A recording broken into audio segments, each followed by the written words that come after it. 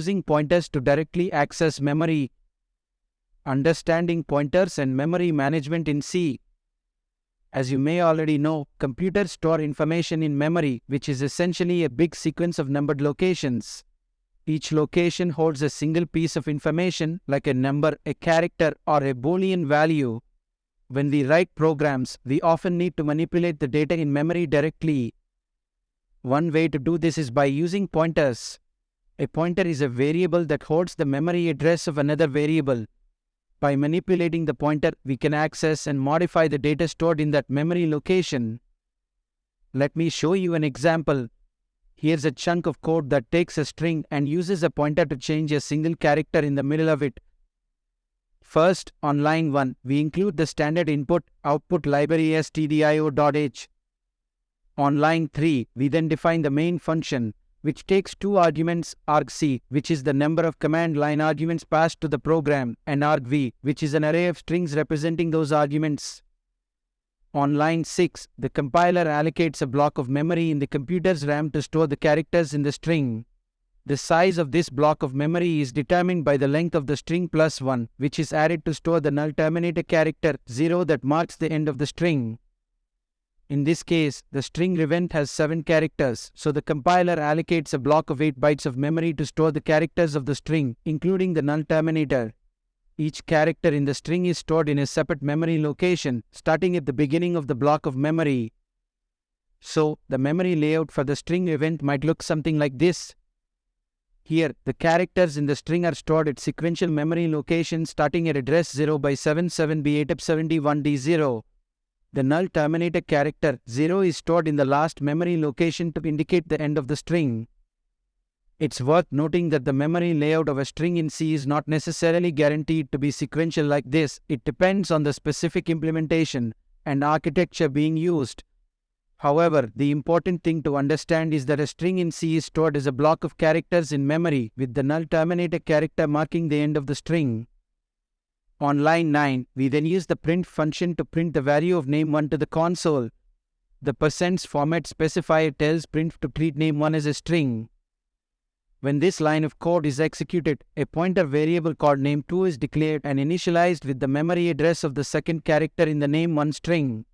In C, the index of the first character in an array is 0, so the second character has an index of 1.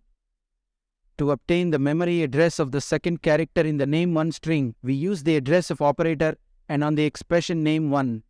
The expression name1 is equivalent to the second character in the name1 string, which is the character E. So, on line 12, we set the value of the name2 pointer variable to the memory address of the E character in the name1 string. In terms of the memory layout, the name2 pointer variable itself is stored in its own memory location, with the size determined by the computer architecture. It will be usually 4 bytes or 8 bytes. The value of name2 is the memory address of the second character in the name1 string, which is stored in the name2 memory location. Here, the name2 pointer variable is stored at memory location 0x7f518 and its value is the memory address 0x77b8f71d3, which corresponds to the memory location of the second character E in the name1 string.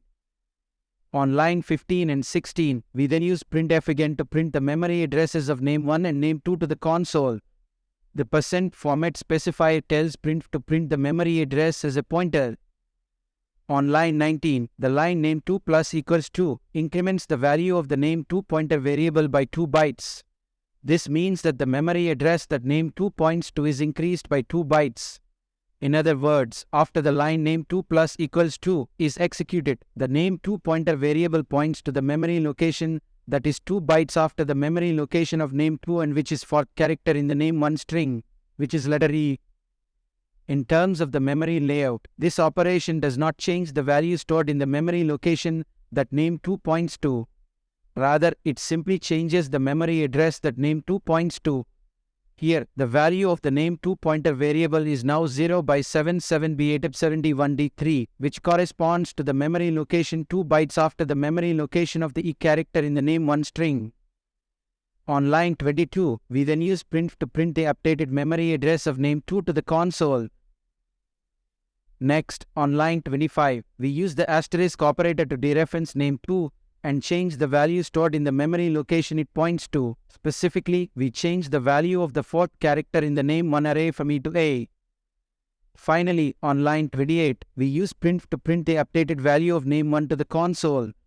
This confirms that we have successfully modified the data stored in memory using a pointer. The program then returns 0 to indicate that it has executed successfully. To see this code in action, I'll compile it in the Visual Studio Code terminal by running the command gcc main c, which will generate an executable named main.exe. Then, I execute the program by typing main. When the program runs, the program first declares a character array called name1 and initializes it with the string event. It then prints the value of name1 to the console, which outputs event. Next, the program declares a pointer variable called name2 and assigns it the address of the second character in name1, which is E. It then prints the memory addresses of name1 and name2 to the console. The memory address of name1 is 0x77B8F71D0, and the memory address of name2 is 0x77B8F71D1. The program then increments the memory address of name2 by 2 bytes, which means it now points to the fourth character in name1, which is E. It then prints the updated memory address of name2 to the console, which is 7FF7B8F71D3. Next, the program changes the value at the memory location pointed to by name2 to the character A. Since name2 now points to the fourth character in name1, this changes E to A. Finally, the program prints the updated value of name1 to the console, which outputs revamp.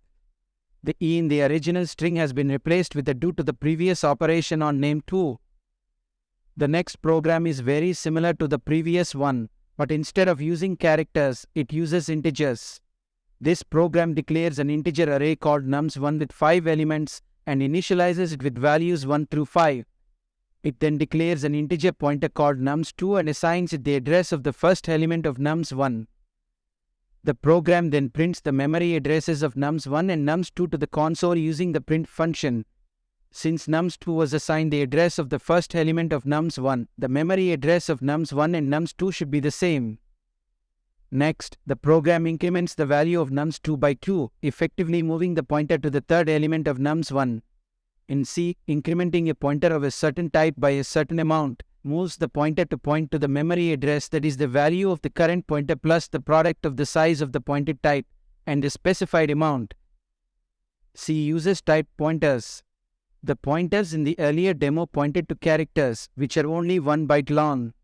In this program, however, we are using pointers that point to integers, which on most machines are typically 4 bytes long. Therefore, the memory address difference between two adjacent integers in the array is 4 bytes. When we increment the pointer nums2 by 2, we are effectively moving the pointer 2 positions forward in the array. Since each position is a 4-byte integer, we have actually moved the pointer 8 bytes forward in memory. This is why the updated memory address of nums2 is 8 bytes greater than that of nums1. In this case, nums2 points to the first element of the array nums1, which is of type int. Therefore, incrementing nums2 by 2 moves the pointer to point to the memory address that is 2 size of bytes ahead of the current address pointed to by nums2, which is the address of the third element of the array nums1. The updated memory addresses of nums1 and nums2 are then printed to the console. The program then assigns the value 100 to the memory location pointed to by nums2, which is the third element of nums1.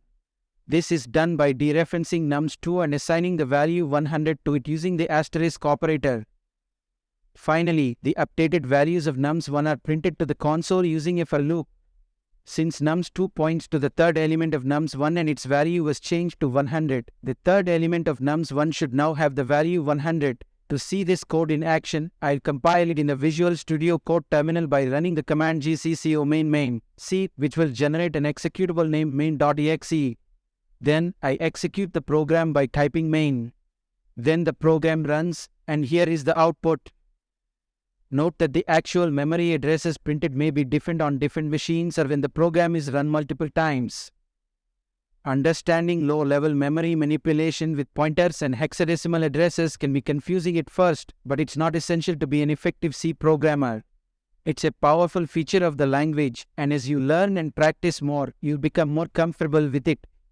Don't worry too much about the details of hexadecimal math. Focus on understanding the concepts behind pointers and memory manipulation and how you can use them to write efficient and powerful code. So keep learning, practicing, and experimenting with C, and you become a skilled programmer in no time. You should now have a solid C development fundamentals. You have learned about its history, why it was created, and how its use cases have evolved over the years.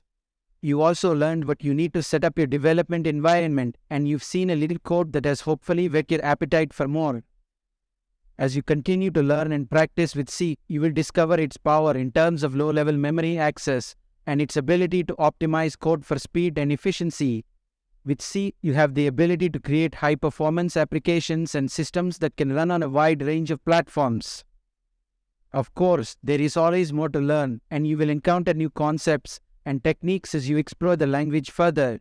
But with the foundation you have gained here, you are well on your way to becoming a skilled C programmer. Keep practicing, experimenting, and building, and you will see your skills grow and your projects become increasingly sophisticated. YouTube provides a multitude of courses on C, offering a wealth of knowledge to explore and continue learning about the fascinating capabilities of the language. It has been a pleasure creating this course, and I hope you found it valuable.